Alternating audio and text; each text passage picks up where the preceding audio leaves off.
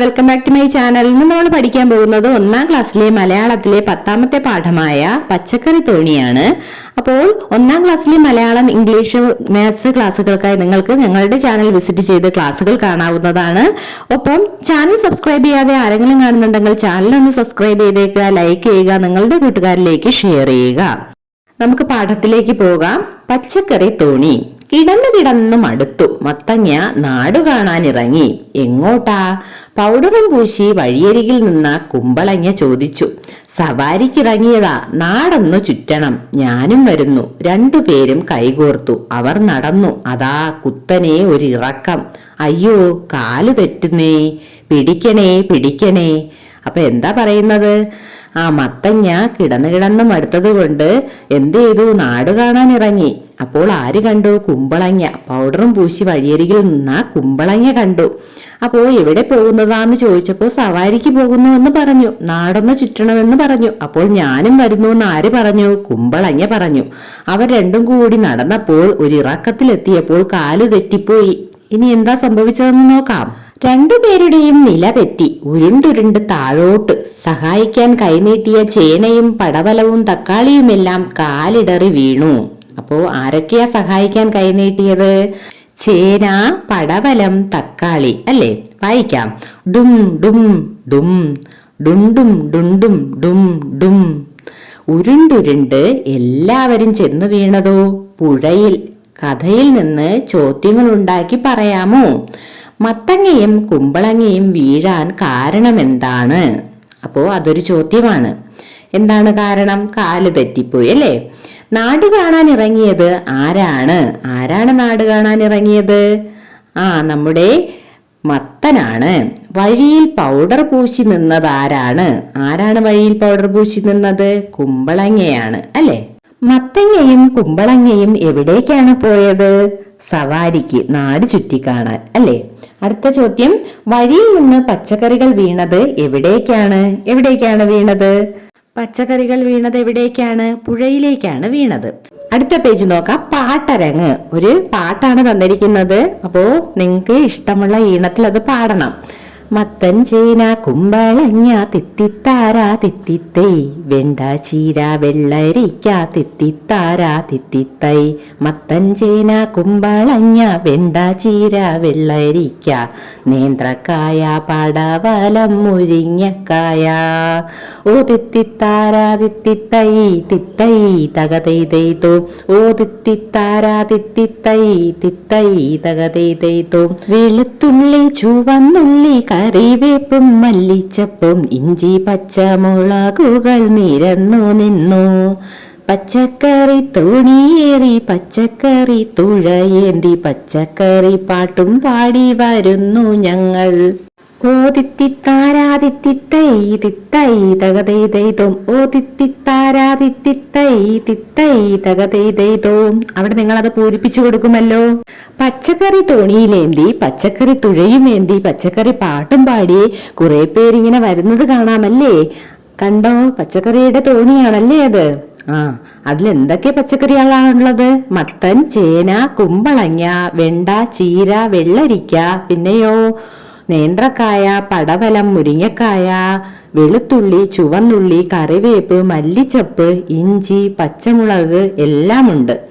അപ്പോ പാട്ട് ഈണത്തിൽ പാടി നോക്കണേ. അടുത്ത പേജ് നോക്കാം. പാട്ടിലുള്ള പച്ചക്കറികൾ, അറിയാവുന്ന മറ്റു പച്ചക്കറികൾ. അങ്ങനെ 2 കോളം തന്നിട്ടുണ്ട്. നമുക്ക് പാട്ടിലുള്ള പച്ചക്കറികളെ കുറിച്ച് ആദ്യം എഴുതാം. പാട്ടിൽ നമ്മൾ കുറെ പച്ചക്കറികളെ കണ്ടു. നമുക്ക് എഴുതിയാലോ? മത്തൻ, ചേന, കുമ്പളങ്ങ, വെണ്ട, ചീര, വെള്ളരിക്ക, നേന്ത്രക്കായ, പടവലം, കറിവേപ്പില, ഇഞ്ചി, പച്ചമുളക്, ചുവന്നുള്ളി, വെളുത്തുള്ളി, മല്ലിച്ചപ്പ്, മുരിങ്ങക്കായ.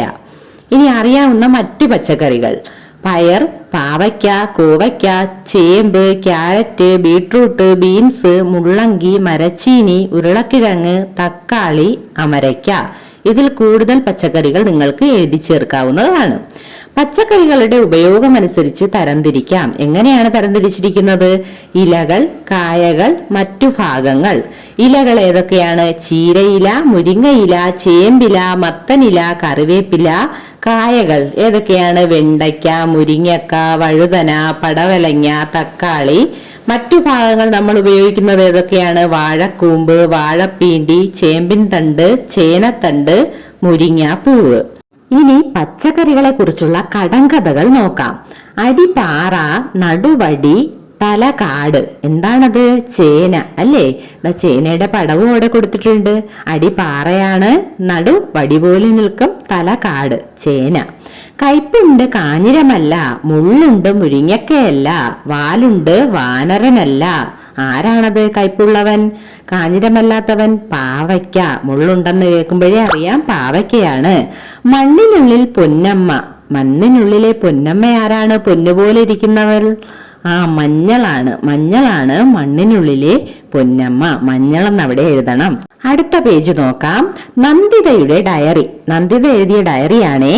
ഇന്ന് സ്കൂൾ അവധിയാണ്, അതുകൊണ്ട് ഞാനും അമ്മയും കൂടി കൃഷിത്തോട്ടത്തിൽ പോയി. അവിടെ മുളക് ചെടിയും പയറുചെടിയും വെണ്ടയുമുണ്ട്. ഞാൻ അതിനെല്ലാം വെള്ളമൊഴിച്ചു.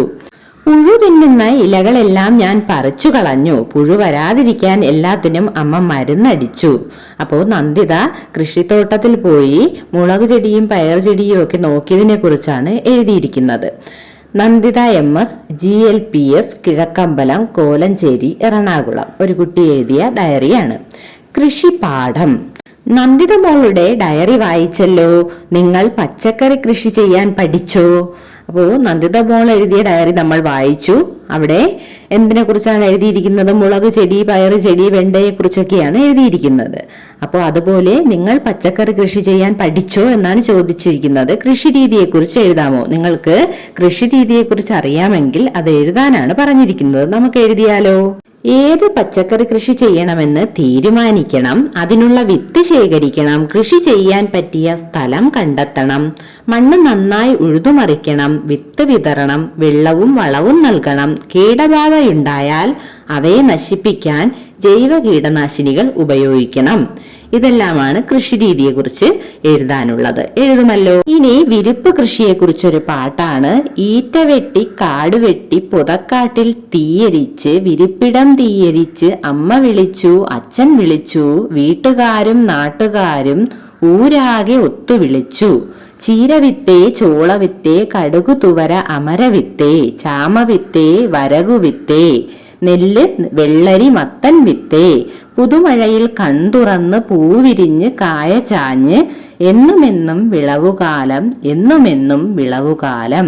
നിങ്ങൾ കണ്ടിട്ടുള്ള വിത്തുകൾ പാട്ടിലുണ്ടോ? അടയാളം നൽകൂ. അപ്പോൾ പാട്ടിലുള്ള വിത്തുകൾ ഏതൊക്കെയാണ്? ഏതൊക്കെ വിത്തിനെ കുറിച്ചാണ് പാട്ടിൽ പറഞ്ഞിരിക്കുന്നതെന്ന് നോക്കാം.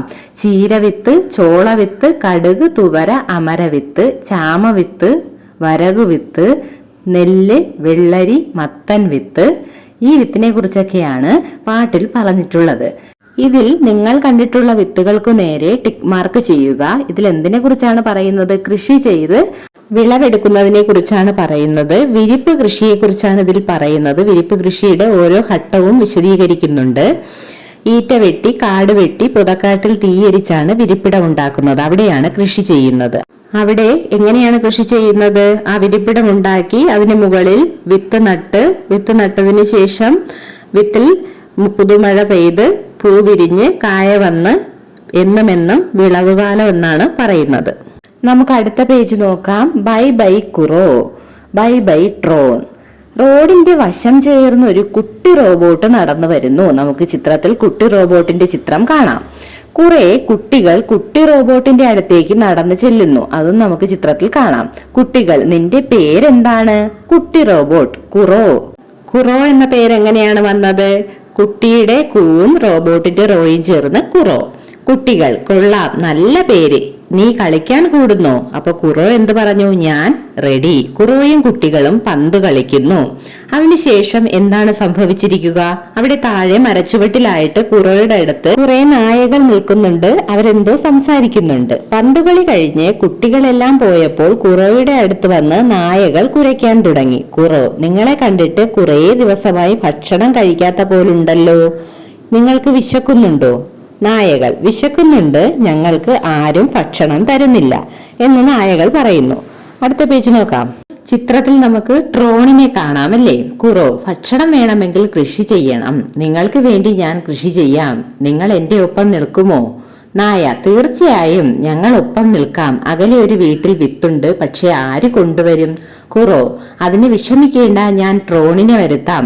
ചിത്രത്തിൽ ട്രോണിനെ നമുക്ക് കാണാം.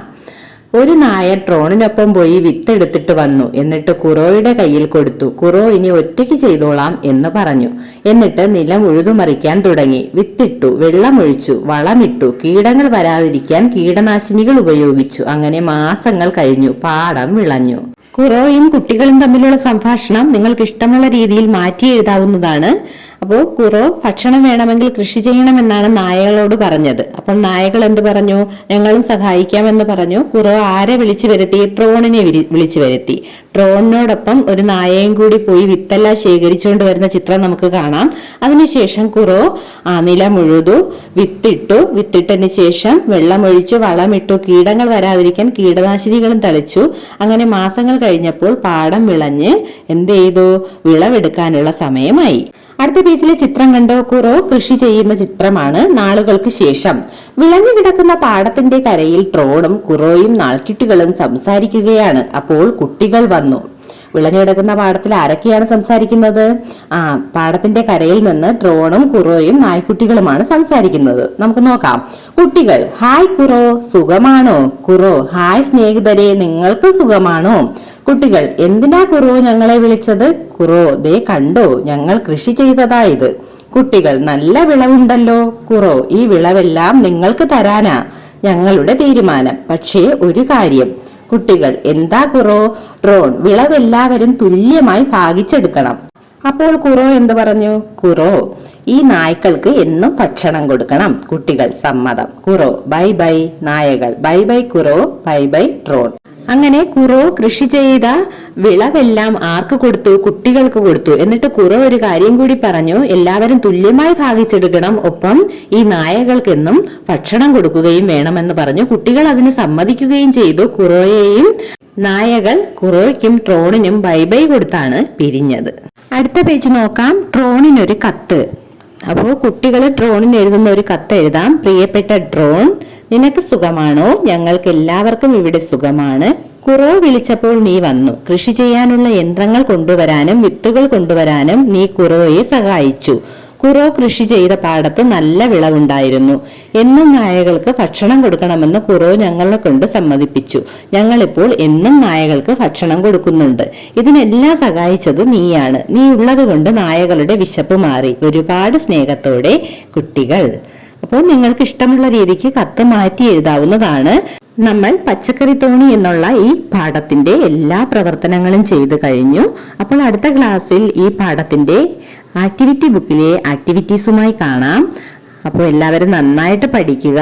ഒപ്പം ചാനൽ സബ്സ്ക്രൈബ് ചെയ്യാതെ ആരെങ്കിലും കാണുന്നുണ്ടെങ്കിൽ ചാനൽ ഒന്ന് സബ്സ്ക്രൈബ് ചെയ്തേക്കുക, ലൈക്ക് ചെയ്യുക, നിങ്ങളുടെ കൂട്ടുകാരിലേക്ക് ഷെയർ ചെയ്യുക. Thanks for watching.